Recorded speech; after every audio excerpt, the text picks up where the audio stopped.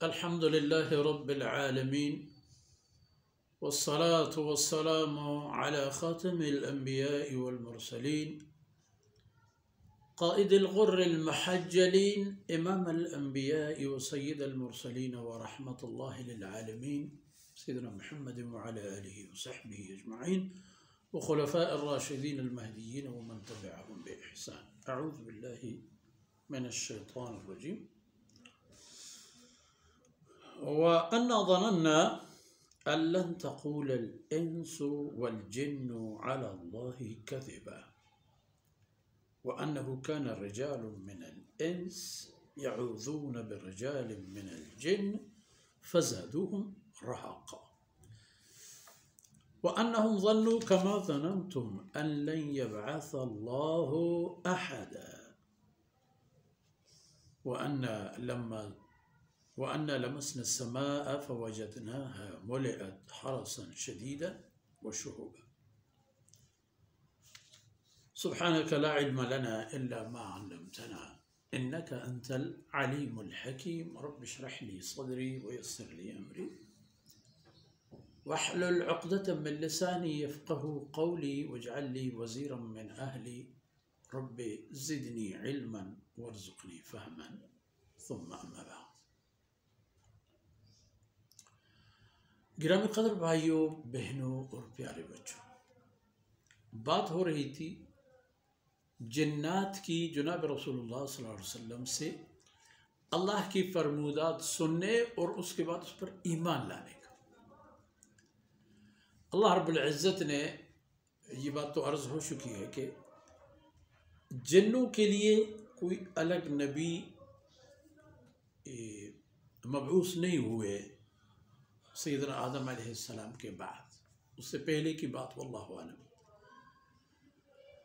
تو سیدنا آدم علیہ السلام کے بعد جو بھی پیغمبر اور نبی آئے، جنات بھی عبدیت اور اللہ کی فرمانبری اور بات ماننے والوں کے لیے پابند تھے کہ وہ بھی انسانوں کے رسول پیغمبر پر ایمان آئے.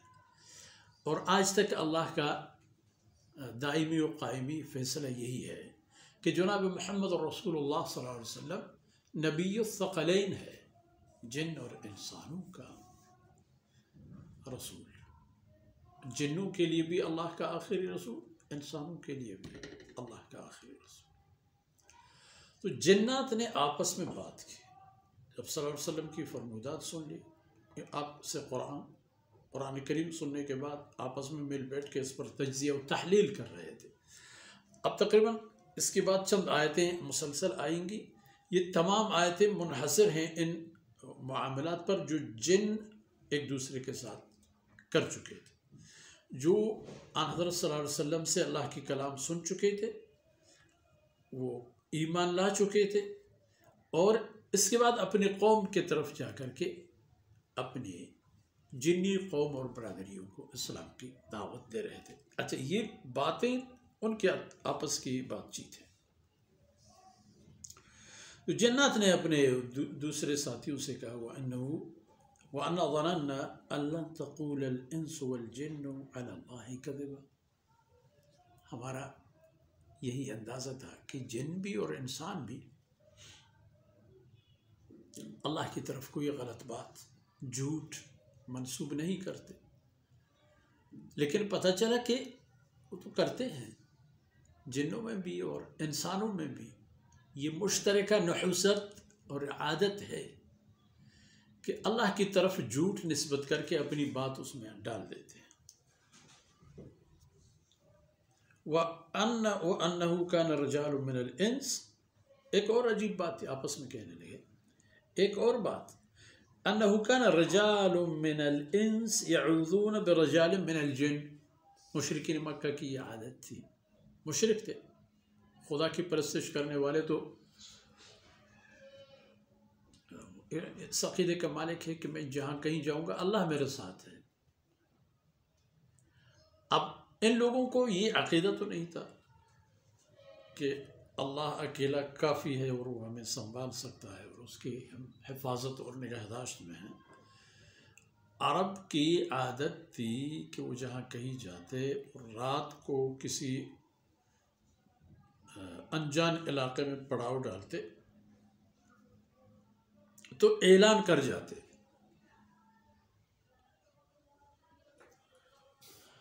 اے اس وادی کے جنوں کے سردار،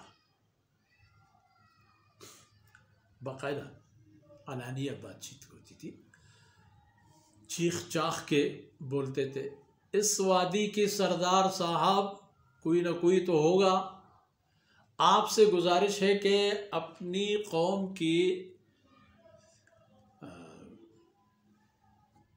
لونڈوں سے اور بدماشوں سے ہماری حفاظت کیجیے۔ اب جنات ان کی یہ بات سنتے تھے، انہیں اندازہ تھا کہ یہ لوگ تو پہلے سے سہمے اور ڈرے ہوئے ہیں، تو وہ کیا کرتے تھے کہ مزید شرارتیں کرتے تھے، ستاتے تھے انسانوں کو۔ وَأَنَّهُ كَانَ رِجَالٌ مِّنَ الْإِنسِ، انسانوں میں سے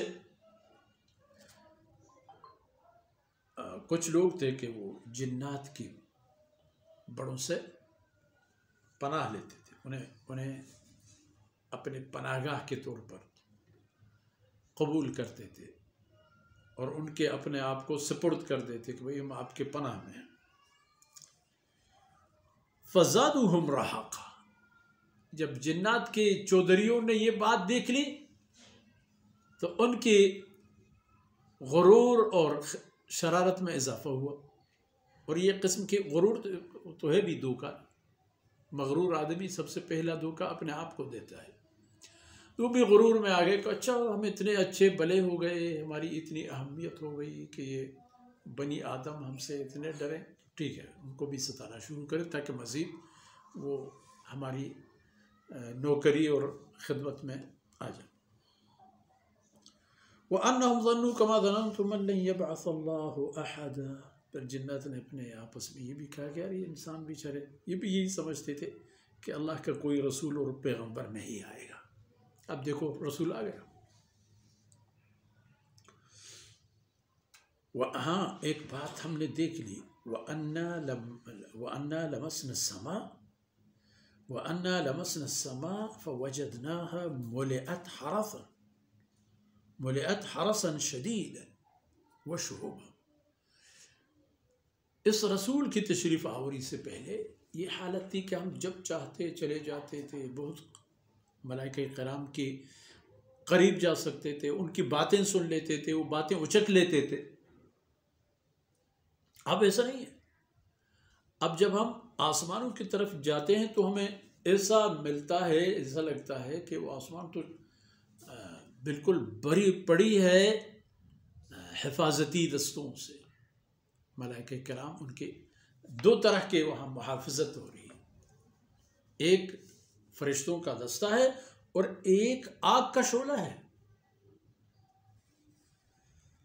مُلِئَتْ حَرَسًا شَدِيدًا وَشُهُبًا، ہم نے آسمان کو دیکھ لیا کہ وہ شدید حراست اور نگرانی میں ہے اور شعلوں سے بھی بھرا پڑا ہے۔ تو یہ آپس میں جنات کی بات چیت تھی، جنہوں نے اپنی پہلی زندگی کی ترتیب و طریقہ دیکھ لی تھی اور قرآن حضرت صلی اللہ علیہ وسلم کی فرمودات سن لیے تھے، پھر اسلام قبول کیا تھا، تو یہ اپنے قوم کے لوگوں کو بھی بتا رہے تھے کہ یہ صورتحال اب تک ہے، اور یہ ان کی مکالمات مزید آگے بڑھ رہی ہیں، چند اور آیتیں بھی اس ضمن میں ہیں، انشاءاللہ آگے چل کر ان پر بھی بات کریں گے۔ اللہ تعالی ہماری اور آپ کے خامیوں اور کوتاہیوں سے درگزر فرمائے، اور یہ لمحات ہمارے دین و دنیا کی خیر میں حساب ہو جائیں، اور خلق خدا کو اللہ رب العزت ان سے فائدہ عنایت فرما دے۔ وصلی اللہ علی نبینا محمد وعلی آلہ وصحبہ